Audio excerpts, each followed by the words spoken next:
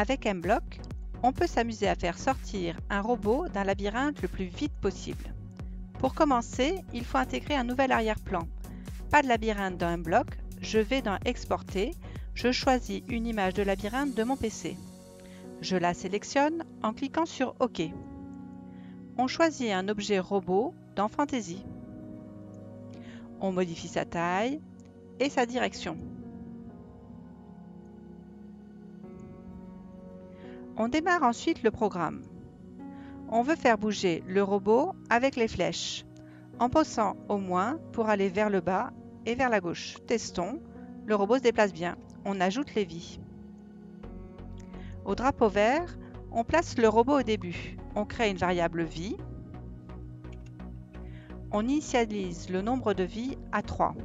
On prend une boucle pour toujours et une boucle de condition si alors. Dans Détection, on prend le bloc Toucher la couleur. Avec la pipette, je vais prendre le bleu du labyrinthe. Si le robot touche, il doit perdre une vie.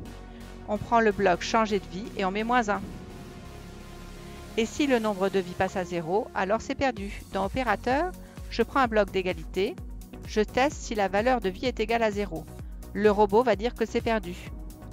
Dans Contrôle, je prends un bloc d'arrêt que je place dans la boucle de condition. Testons. Bof, il reste collé et perd tout de suite. On va lui laisser le temps de reculer avec un bloc Attendre.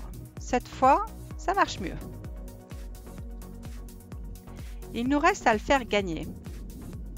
Je choisis un objet gâteau comme cible. C'est un robot gourmand. On ajuste sa taille et sa place. Une nouvelle boucle de condition dans Contrôle. Cette fois, on va détecter qu'il touche le gâteau.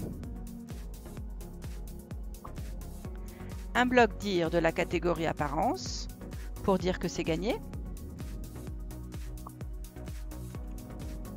Ça marche. Mais il faudrait savoir en combien de temps. On prend un nouveau bloc dire et un opérateur joindre. On veut joindre le score au chronomètre. On va utiliser aussi l'opérateur arrondir et enfin le chronomètre qui est dans Détection. Tu peux t'entraîner pour me battre. Et maintenant, à toi de coder.